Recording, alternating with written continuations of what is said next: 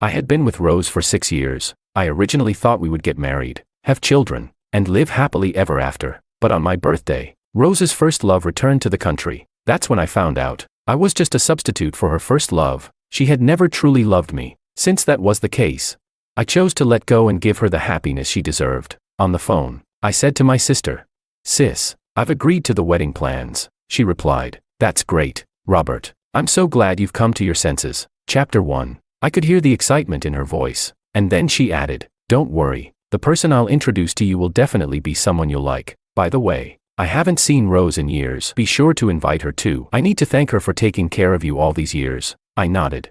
"Sure, but I don't think she'll be able to make it." I sat on the couch, my voice flat, my eyes fixed on the TV in front of me. On the screen, Lou Group's CEO Rose and the newly returned movie star Ethan were sweetly embracing each other. The media reporters were all over the story, congratulating the couple. My sister asked, "Not free? Could it be because her first love is back?"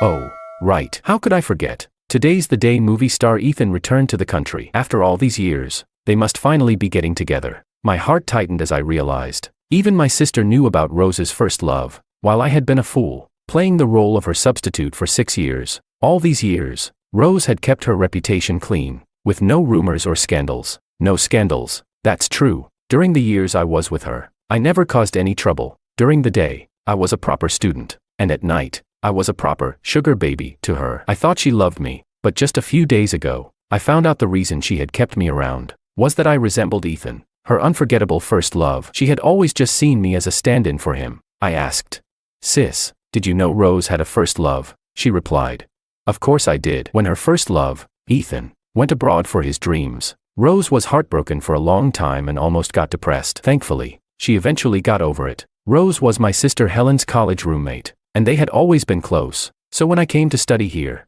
Helen asked Rose to look after me. Over time, I developed feelings for Rose, and naturally, we began living together. After college graduation, I couldn't bear to leave Rose, so I gave up my family's plan for me to return home and take over the business, and instead found a photography job here to stay. I had wanted to tell my sister about me and Rose for a long time, but Rose always stopped me. She never wanted to make our relationship public to her friends and family. At the time, Rose told me the timing wasn't right, and being naive, I thought we had a long future ahead of us and that we'd have a chance to share the good news later. Looking back now, there was no need to bring it up at all. My sister said, "By the way, Robert, Rose and Ethan have a great relationship. If you see them, can you ask Ethan for an autograph for me? I'll send you some extra spending money." I felt bitter inside. Even my sister admired Ethan, the famous movie star. Here I was, just an unknown photographer, feeling completely insignificant. She asked, "When are you coming back?" I replied, "Sis, I'll probably be back in about 2 weeks." Before I could finish, the door opened. At that moment, Rose walked in. She asked, "Where are you going in 2 weeks?" I quickly hung up the phone and looked up at Rose, who had returned. She was alone. No one was with her. After hugging her first love at the airport today, how come she's back alone now? But since she was back, a small part of my unease subsided. Maybe I should still try to hold on to her. I suddenly felt like I was rushing things by agreeing to marry so soon. Rose's intense gaze fell on my face. She continued, "Are you spacing out? You still haven't answered me." "You said you're going somewhere in 2 weeks, I replied.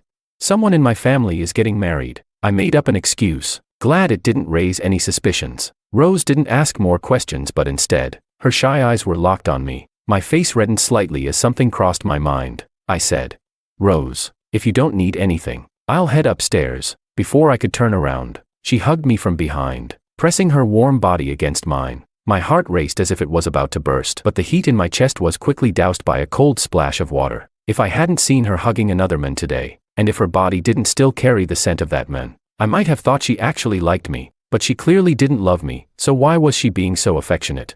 Chapter 2. The woman nestled in my arms, and her ethereal voice broke the silence. She asked, "Did you see the news today?" "Yeah, I saw it." I swallowed hard. Could this be her final hug? She asked again, "What do you think about it?" I remained silent. She continued, "There's a welcome back party tonight. I'll take you there. I remember your sister's a fan of Ethan, so you can ask him for an autograph on her behalf. I'm sure he'll agree." "Okay," she said. "I have to go to work, so I won't be staying for dinner." Rose grabbed her car keys and phone, ready to leave. I couldn't help but try to keep her. After all, today was my birthday, and I couldn't believe she had forgotten. I said, "Rose, why don't you stay for a little while and eat before you go? The food's already ready," she replied. "No, I have a meeting with a client. You go ahead and eat. I'll have my assistant pick you up for the party later." I didn't insist. I just silently watched as Rose walked out of the door. In the past, every year on my birthday, she would give me small gifts, a scarf she had knitted herself, or figurines of things I liked. Rose knew I loved photography. Whenever she heard about an auction for camera equipment, no matter how much it cost, she would buy it for me. This year, everything had changed. She no longer cared about me. In the end, I threw all the dishes I had carefully prepared into the trash, just like my love for her, no longer worth holding on to. Just after throwing the trash away, my phone pinged with a series of birthday greetings. I was surprised that my friends had remembered my birthday. Even my older sisters had sent red envelopes. At that moment, 2 strangers added me as friends. I didn't recognize them, but usually, people who had my number were either friends or acquaintances. So I accepted their requests. The first profile picture was of a lazy cat. As soon as I accepted the request, the person sent me a huge red envelope, accompanied by pictures of flowers and wine, wishing me a happy birthday. I asked, "Who are you?" The person replied, "Hello, my fiancé. Happy birthday." I didn't expect this fiancé, whom I hadn't even met yet, to be so generous. It looked like I'd have to make an even bigger gesture when it was her birthday. The second profile picture seemed a bit familiar. As soon as I accepted the request, the person's moments popped up with a post. The picture showed a plate of shrimp and a pair of hands peeling the shrimp. I recognized those hands. The nails were painted with designs I had done myself. I was stunned. Rose, who always claimed she never did anything with her hands, was peeling shrimp for someone else. This was something I had never experienced in all the years we were together. Back then, I always peeled shrimp for her while she worked on her laptop, quietly waiting for me to feed her. There were times when I pricked my fingers on the shrimp shells and bled, and it always hurt, but I just endured it. But now, it seemed Rose was peeling shrimp for someone else. This was the difference between being loved and not being loved. The caption read, "Round and round. I've returned home, but she's still waiting for me. She knows I love shrimp, so she bought all the shrimp from the restaurant." A sharp pain shot through my chest. My mind raced as I recalled Rose's profile picture frame. No wonder this new contacts frame looked familiar. It was clearly a couple's frame. All these years, I had never been given such treatment, because Rose was afraid that anyone would find out about us. I had been the only one kept in the dark all this time, while she had already made it clear to everyone that her heart belonged to someone else. Chapter 3. I had unknowingly fallen asleep on the sofa, and it was Rose's voice that woke me up. It was almost time for the dinner party, she said. "Change into this as my little brother. You can't embarrass me tonight." Got it. Rose handed me a box. I hadn't planned on going, but under her gaze, I reluctantly changed into the suit she had prepared for me. She said, "Robert, you look really handsome. Your future girlfriend is going to be so lucky." Rose came over and adjusted my clothes, clearly pleased with my appearance. A sense of pride quietly swelled in my chest. Was she trying to distance herself from me, or was she giving me a warning? In any case, it didn't matter. I had already decided to leave. I nervously swallowed, my voice almost failing me, and I reminded her. "Sis, it's time to go." She nodded. Let's go." She walked ahead of me, and I made sure to keep my distance, no longer engaging in any intimate gestures. We walked in silence, one in front, the other behind. Rose sat in the driver's seat, and I initially planned to sit in the front passenger seat. However, Rose frowned and said, "Robert, you sit in the back today." "Okay." I didn't ask why and obediently opened the door to the back seat. I knew the front seat was typically reserved for a girlfriend or boyfriend, but now, our roles had clearly changed. At that moment, Rose's phone rang, its ringtone echoing in the back seat. She said, "Robert, pass me my phone." It was almost second nature for Rose to toss her phone into the back seat as soon as she got into the car. Her pale arm stretched back to grab it, and I couldn't help but think back to the photo from last night, the image of her peeling shrimp for Ethan. I froze for a moment, lost in the thought. Rose snapped me out of it. "Robert, the phone." I came back to my senses and reached for it, handing it to her. As I did, I noticed the name on the caller ID, husband. I hadn't expected Rose to be serious about marrying someone else, but what was I? A sugar baby, or just a little brother? What kind of little brother spends the night hugging and sleeping together? Rose didn't explain. Maybe she had just accepted it herself. On my phone, I had messages filled with birthday wishes from friends, but not a single one from Rose. She said, "Okay, I'll be right there to pick you up." Her voice was soft, carrying a hint of joy. When she turned back to face me, her smile was a little awkward. She said, "Sorry, Robert. Ethan's car broke down, and I need to go pick him up." Okay. My expression didn't change, and I continued quietly scrolling through my phone. She said, Robert, I looked up at Rose. She continued, Robert, I'm not getting any younger. I should start thinking about getting married. I nodded. Okay, I hope you find happiness. Chapter 4. Is this really how you feel? Yeah. The car quickly arrived at the spot where Ethan was waiting by the roadside. Ethan instinctively reached for the back seat, but when he saw I was already sitting there, he stopped. Ethan, you sit in the front, Rose said with a gentle smile. Looking at him, Ethan replied, I get car sick in the front, so I'll sit in the back. All right then. Rose didn't say much more, and after Ethan got in, she started driving again. Once in the car, Ethan greeted me. Hey, kid, I responded. Hey, Rose said. Ethan, this is Robert, Helen's little brother. Ethan replied. Oh, you're the whiny little brother Helen used to talk about. I can't believe you've grown up so much. His tone carried a hint of teasing. I didn't react much. It was true that I used to cry a lot when I was younger. Rose smiled and came to my defense. Ethan, don't tease him. He's shy. She paused for a moment before adding.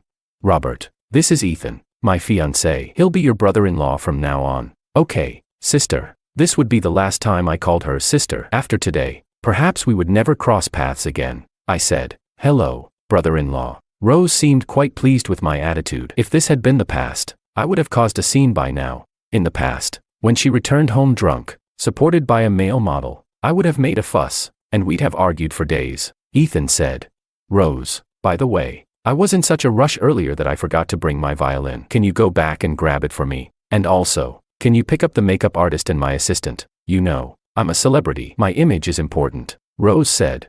Okay. When Ethan said this, he cast a meaningful glance at me. I understood. This man was deliberately provoking me. Makeup artists, assistants, and the violin. If all of them got in the car, there would clearly be no room left. So, Rose pulled over to the side of the road, then sent me the address and a 2,000 renminbi red envelope, saying, Robert, why don't you just take a taxi? I've sent you the address. I understood. This wasn't a birthday gift, just the taxi fare. Normally, her birthday red envelopes would be 520 or 1314, with good meanings behind them. I didn't say anything and silently got out of the car. As I got out, I clearly saw a glimmer of coldness in Ethan's eyes, followed by a victorious smile. Standing by the roadside, I watched as Rose's car slowly drove away, disappearing from my sight. I opened the taxi app. I noticed the location was quite remote, with hardly any cars passing by. I walked along, hoping to catch a ride, but even when cars passed, no one was willing to stop. By the time I arrived at the hotel, the banquet had already started.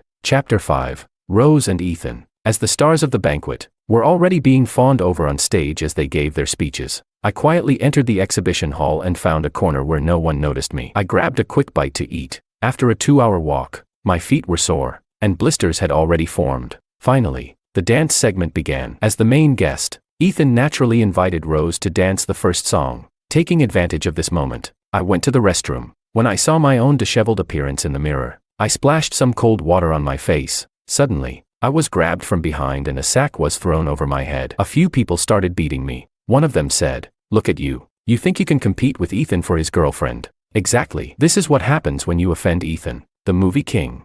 They kept hitting me until they were tired, then finally stopped. I was in so much pain, and before I could even pull myself out of the sack, I heard the bathroom door click. It was clearly locked from the outside. Despite the noise in the restroom, no one seemed to notice. Clearly, the hotel staff had been bribed. I struggled to tear the sack off my body. Every inch of me ached, and I could hardly stand. When I finally crawled over to the door, I realized it wouldn't open. The lights went out just then as well. I have claustrophobia. As a child, I was locked in the basement by my friends, and by the time my older sisters came to find me, I had already passed out. Now, I felt lightheaded and trembling. I pulled my phone from my pocket and dialed Rose's number. The phone rang a few times before it was picked up. On the other end, I heard, "Robert, your sister drank too much and is already asleep." But I clearly heard Rose's voice asking, "Who is it?" Ethan quickly hung up. I knew Rose must have been with Ethan. When I tried calling again, the phone had already been turned off. I was left alone in the bathroom for the rest of the night. Of course,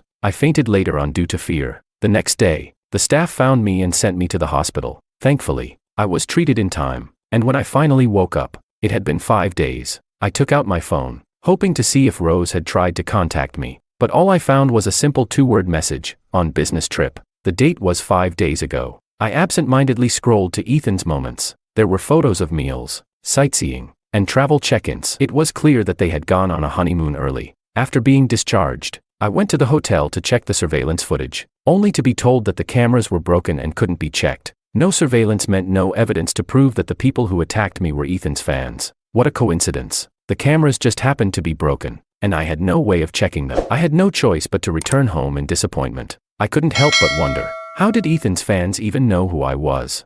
I had barely ever been in public with Rose. I hadn't expected Ethan to harbor such hostility toward me. I had no evidence, so I decided to return home and pack up my things. I didn't have much, mostly photography equipment, but as soon as I opened the door, I was greeted by the sight of the two of them, cozy and affectionate, kissing in the living room. I hadn't expected to walk in on such a scene. Chapter 6. I didn't know whether to leave or just say, "You two continue," Rose said.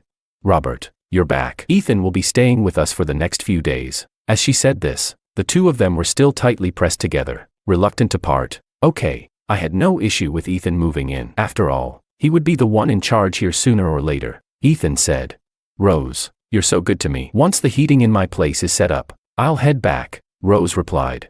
"Why go back? What's mine is yours. We're not strangers." Rose gave a soft laugh, then let go of Ethan and walked to the fridge to grab him a drink. It wasn't until just then that I realized Ethan didn't like cold drinks. Rose said, "You must be exhausted from packing earlier. Let me heat up some milk for you." Okay. They exchanged knowing glances, and I, unwilling to stay as a third wheel, decided to head to my room to pack up. As I reached the door to the room on the second floor, I suddenly froze. On the floor, scattered all around, were my photography equipment and film rolls, some of which were falling out onto the ground. There was also a water stain on the floor, with some of the film soaked in water. A lot of my equipment was piled up as though it had been deliberately broken. Ethan said, "Robert, I'm sorry. When I saw you weren't back yet, I was cleaning up your room and accidentally knocked your stuff over. I don't know how much your equipment costs, but if you want, just name a price and I'll pay you back." Rose, hearing the noise from upstairs, came up and glanced at the scattered equipment. She casually replied,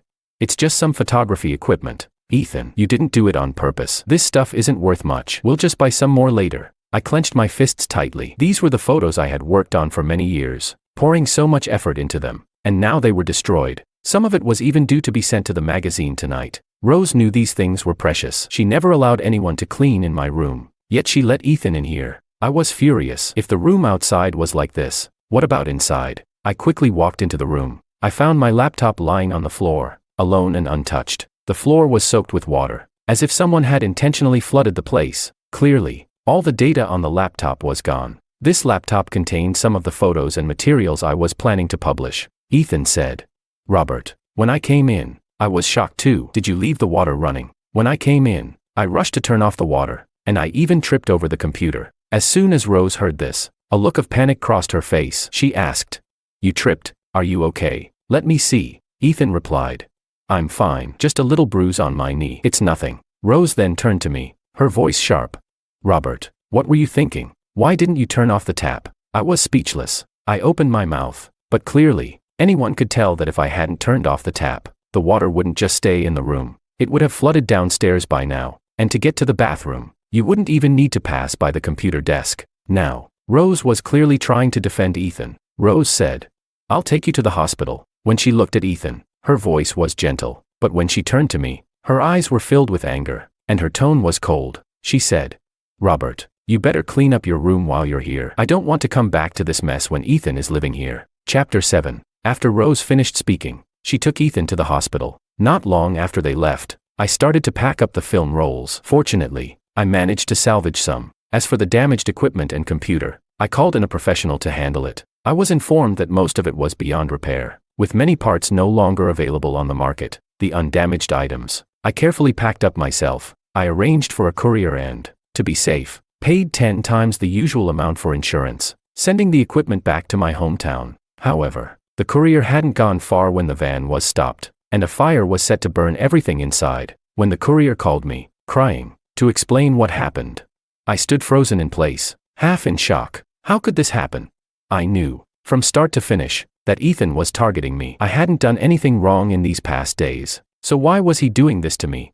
It had happened before at the hotel, and now it was the courier. What would happen next? Just as I was trying to make sense of it, Rose and Ethan got out of the car. I couldn't hold it in any longer and stormed up to Ethan. Grabbing him roughly, I shouted, "Ethan, what the hell is going on? Why are you doing this?" Rose yelled.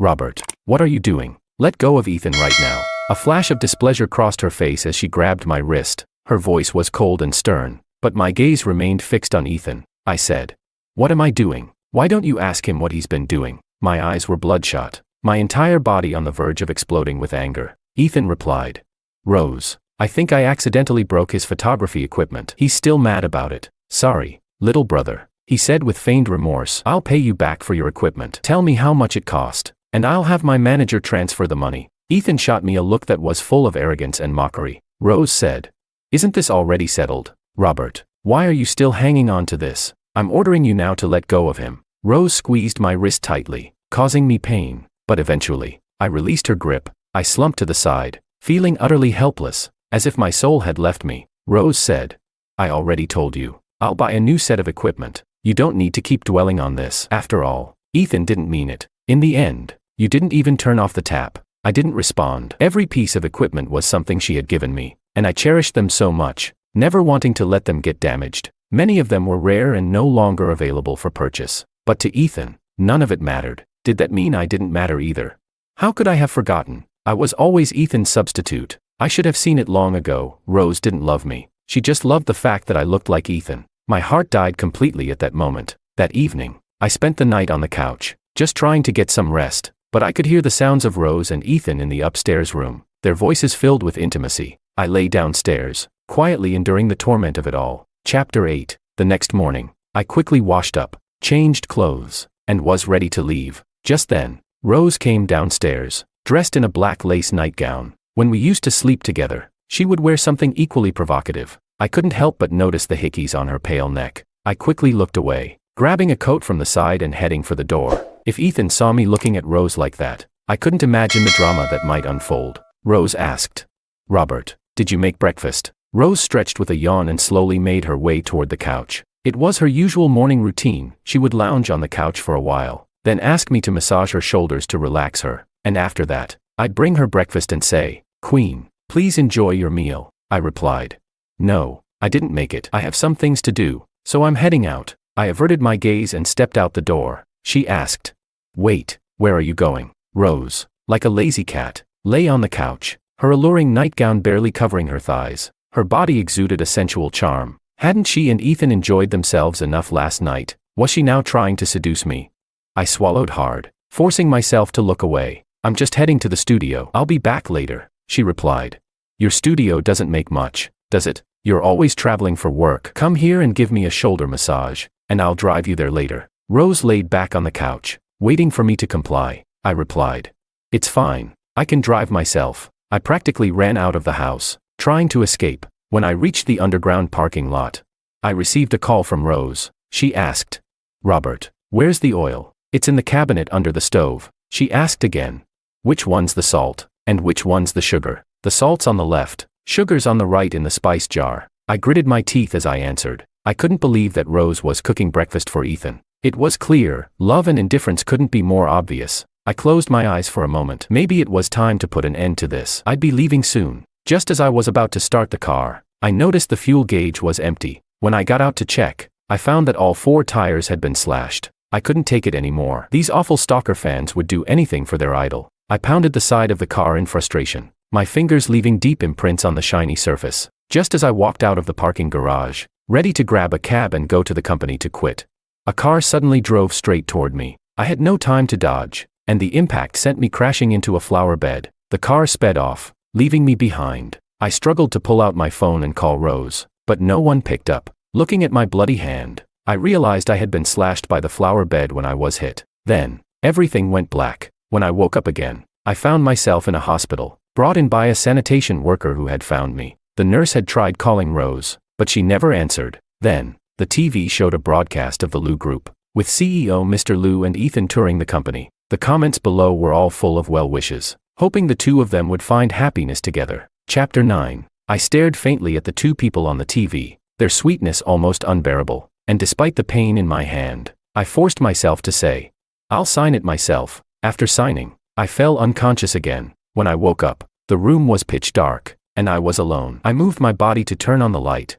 I hated the dark. Even though there were dim streetlights outside, the silence was eerily frightening. My fingers were wrapped in thick bandages. My whole body was in pain. But thankfully, my legs were still intact. I spent 3 days alone in the hospital. The ugly scars on my hand were particularly chilling to look at. At that moment, I received a message from the studio. I glanced at it, and the boss said the photos from the last shoot were great and encouraged me to keep up the good work. I thought for a while and decided to tell the boss I was resigning. I called and said, "Sorry, boss, I want to resign. I originally wanted to talk to you in person and hand over everything, but now I'm in the hospital after being hit by a car, so I can only tell you this over the phone." The boss asked, "Hit by a car? What happened?" I didn't answer. After all, in Sea City, I didn't have any friends. Even if I knew who did this, I couldn't find any evidence. He said, "Don't worry, I have some connections here. Tell me what happened, and I'll investigate it for you." Okay. Tears welled up in my eyes. I didn't expect that in my moment of solitude and helplessness, it was the studio boss who was willing to help me. He said,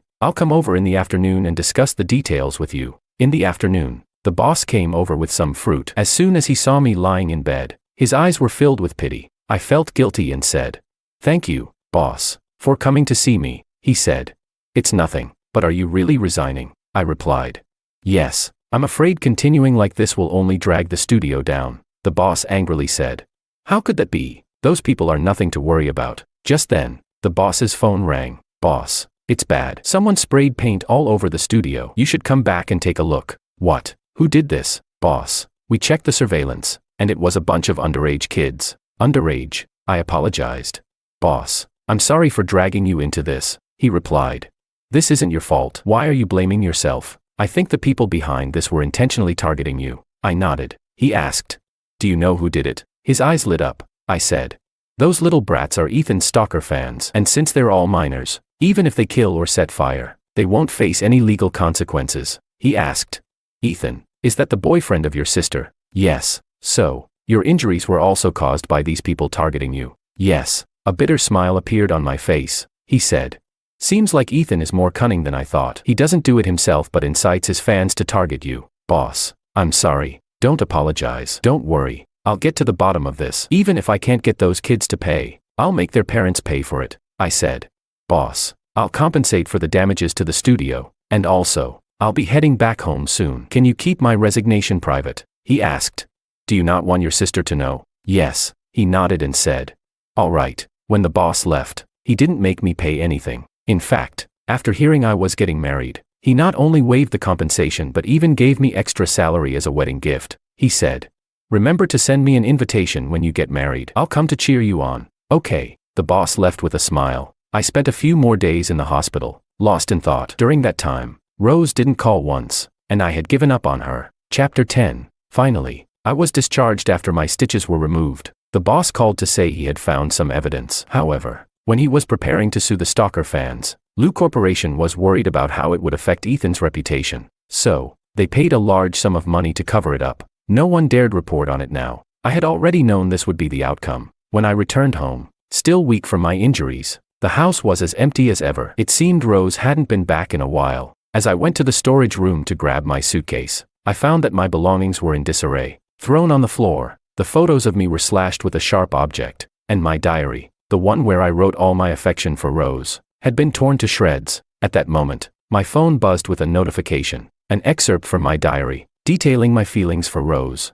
had been posted online. The backlash was immediate, and the internet was flooded with people condemning me, calling me shameless for having feelings for my own sister. I was stunned. Rose's angry voice came through the phone. She said, "Robert, I told you before that our relationship shouldn't be exposed. Why did you do this? Don't you know? Doing this won't just ruin me, it'll ruin you too. It might even take down the entire Lou Corporation with you." I had nothing to say. After all, those affectionate words in the diary were mine. Rose then issued a statement through Lou Corporation, claiming that she and I only had a sibling relationship and no romantic feelings. No feelings at all. Fine. In that case, let's end it here. I gathered my belongings from the floor, throwing the photos into the charcoal stove to burn them. After cleaning up the storage room, I packed up what little luggage I had left and prepared to leave. At that moment, Rose rushed in. She slapped me across the face as soon as she entered. "Robert, look at what you've done. Do you know that because of that diary, Lou Corporation's stock price has plummeted?" I said.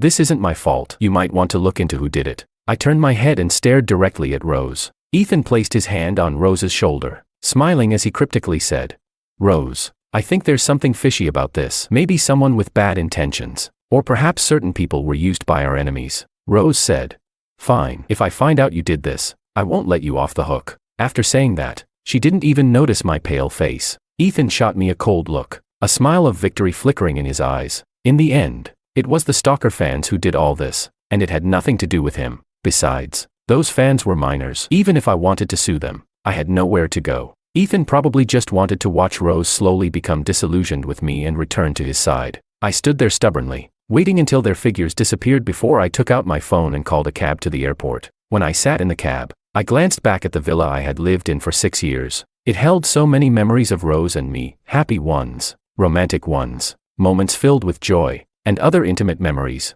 But now, it didn't matter anymore. She no longer belonged to me. The cab drove off. Chapter 11. At Sea City Airport, when the plane landed, I slowly looked away, returning my gaze to the real world. I was back. After 6 years. During those 6 years, I hardly ever came back. My parents and 2 older sisters would send videos every year during the holidays, asking why I didn't come back. I would always use the excuse that work was too busy to return. Once, when my older sisters insisted on coming to spend the new year with me, I ended up temporarily moving into the apartment they had bought for me. I tidied up and decorated it just enough to appease them. My relationship with Rose was a secret that couldn't be exposed. Over the years, I had kept this secret and the love no one knew about, living in both pain and sweetness. But now, I no longer wanted it. I took my suitcase and walked through the crowd, leaving the airport. The familiar buildings caught my eye. After all these years, the airport hadn't changed a bit. It looked just the same as when I left 6 years ago. But 6 years had passed, and everything was different. I was no longer the naive young man I had been back then. I was now a mature man. My older sister's call came through. "Robert, are you really back this time? You're not fooling me, are you?" Her voice sounded uncertain, as if she thought I was lying again. Yes, I had promised many times to come home for the new year, but in the end, I couldn't bear to leave Rose alone. So I stayed in City A. I said, "Yeah, I'm back. And this time, I'm not leaving." My sister replied, "Not leaving? Well, now that you're back, let's get married. We're all waiting for you to carry on the family line and have children." I laughed. "Big sis, don't tease me. By the way, when are you going to find me a brother-in-law?" She said. "Forget about a brother-in-law. I'm busy right now and can't pick you up, but I've sent your fiancée to meet you. She should be arriving soon." I nodded. All right. I was actually curious to see what my fiancé, whom I had never met, looked like. From what my sister said, they seemed very pleased with her. If they were satisfied, that was good enough for me. I trusted my family not to set me up. However, I waited outside the airport for a long time, getting increasingly anxious. I took out my phone to ask where she was. Just then, I heard the roar of a motorcycle engine. I looked up, and the bike came straight toward me. I could see that the rider was a young woman, and I couldn't help but feel a sense of admiration for her. But why was she riding straight at me?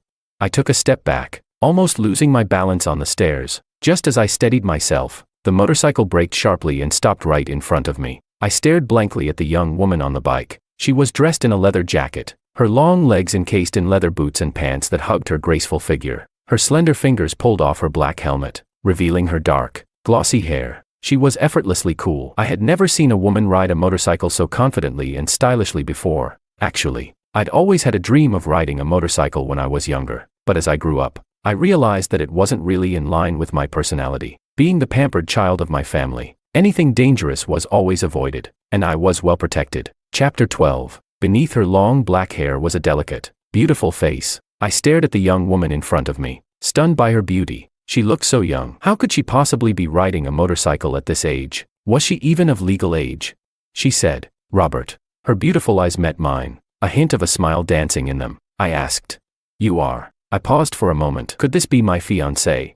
She smiled brightly and said, "Hello, I'm Valentina, your fiancée." Valentina smiled as she spoke, and I was instantly captivated by her smile. "Hello," I stammered, extending my hand, but then I saw the bandages on my hand and quickly retracted it. I said, "Sorry, I have an injury on my hand." She asked, "Is it serious?" Before I could answer, she grabbed my wrist, clearly intent on checking my injury. I said, "It's okay." She frowned. "Okay, you've wrapped it up this thick, and you're saying it's okay? Come on, I'll take you to the hospital to get it checked out." There was a coldness in her eyes for a brief moment, but it quickly vanished. I protested. No need. I've already had it treated. She insisted. No way. I won't feel at ease until you get checked out. This hand is important. It's going to be used for painting and taking photos. You can't just ruin it like this. Although I could support you, you can't just lie around at home all day, I replied. Don't worry. I won't rely on you to support me. Her first sentence was filled with concern, but the second was more of a playful jab. I was taken aback by how much she seemed to know about my work and preferences. Clearly, she cared about my injury, though her words were a bit sharp. Valentina chuckled and said, All right, I was wrong. Let's get in the car. There was some traffic, so I'm a bit late. I asked. Are you legal? I stood there, staring at Valentina. She looked so young. Was she really old enough to be riding a motorcycle? She laughed and said, I'm only 1 year younger than you. You think I'm not legal? If you want, I can show you my ID when we go to get the marriage certificate. Valentina's mischievous smile made me feel embarrassed. I stammered. No need. I believe you. What? She was only a year younger than me. I couldn't believe how playful and cute she was. At that moment, I felt more at ease than I ever had with Rose. She said, All right, put on your helmet. Let's go to the hospital for a checkup. Valentina grinned as she put a black helmet on my head. I stood there, mesmerized as she carefully adjusted the helmet for me. Was this really my wife-to-be? If she was, I could certainly accept that. She said, All set. Now, sit tight. We're ready to go.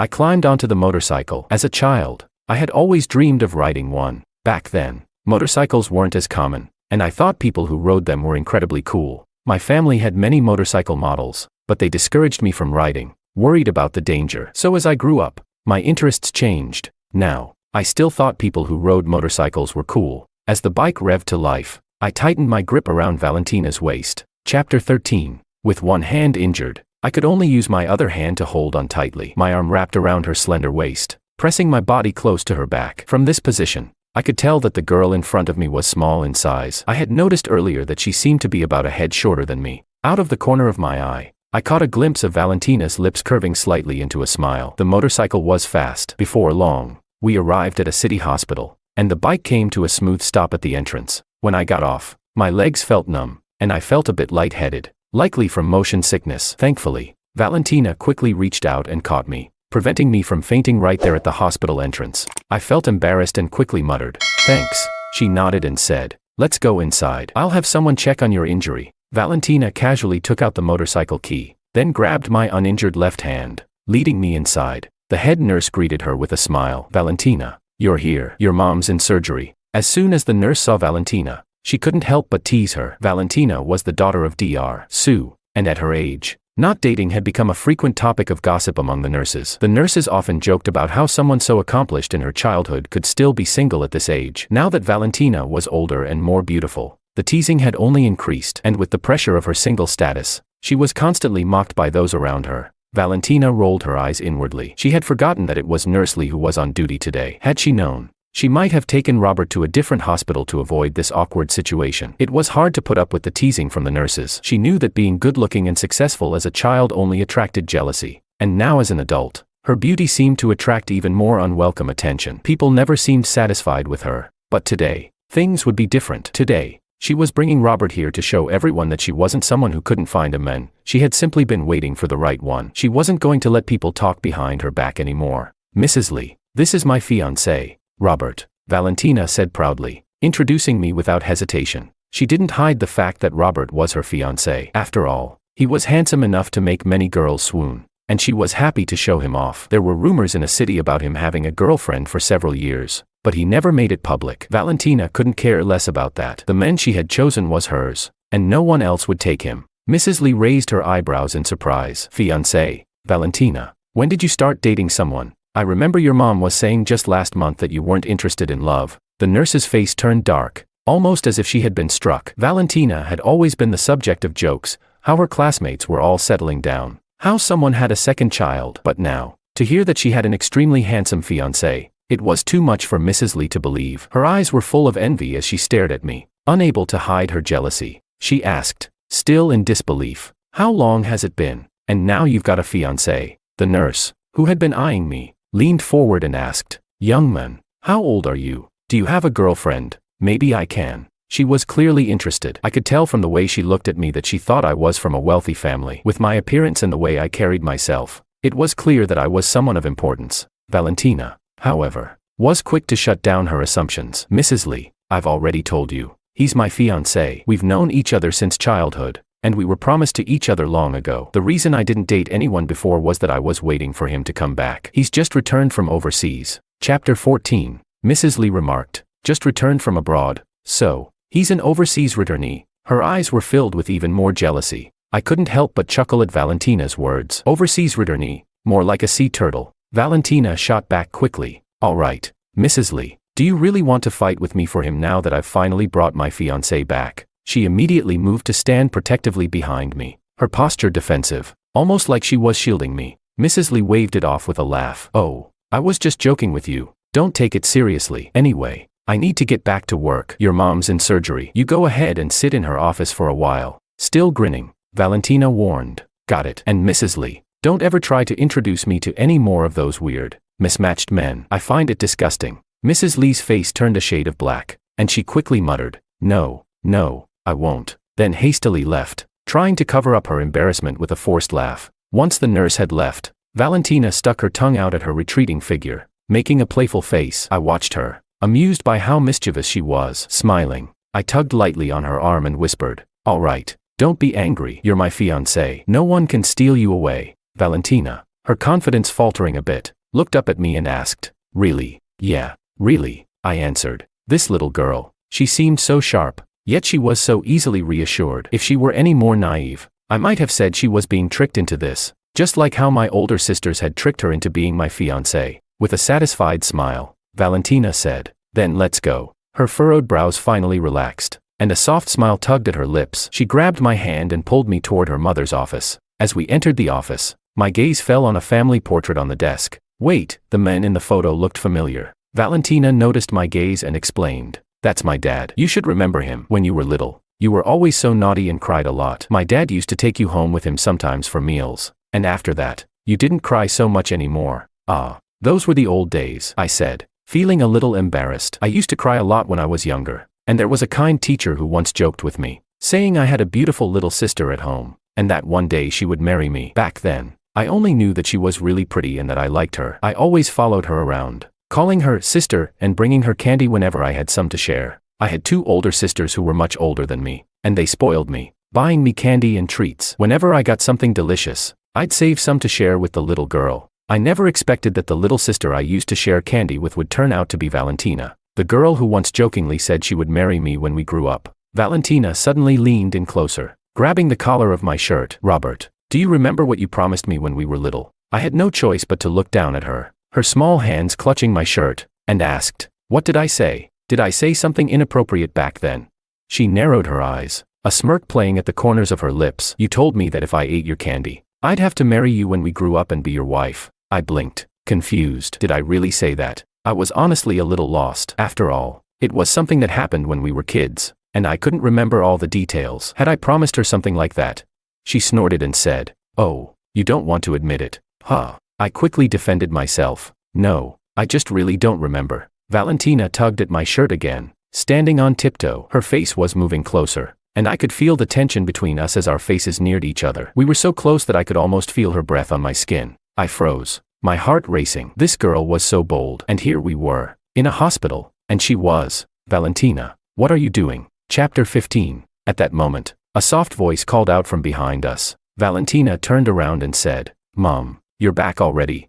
She let go of my collar and glanced at her mother with a somewhat awkward look, like a child who had been caught doing something wrong. I quickly adjusted my collar and turned to face Mrs. Su. Mrs. Su smiled at me and said, If I didn't come back, you would have scared my son-in-law away. Her smile was warm, and I couldn't help but return it. I greeted her politely. Hello, Mrs. Su. I looked at Mrs. Su, noting her gentle expression that reminded me of a mother's warmth. It made me feel strangely comforted, and for a brief moment, I felt a pang of homesickness for my own mother. Mrs. Su walked over and gently smoothed the wrinkles on my shirt caused by Valentina's earlier grip. Good boy, you're back. That's all that matters. Thank you, Mrs. Su, I said, stretching my hand toward her. When I saw my injured hand, I quickly withdrew it, feeling the awkwardness creeping up on me. Mrs. Su noticed and asked, What happened to your hand? Let me see it. Her eyes filled with concern as she gazed at the bandaged wound on my hand. It's nothing. I just tripped, I explained, trying to downplay the injury. You tripped and hurt it this badly? She asked, clearly unconvinced.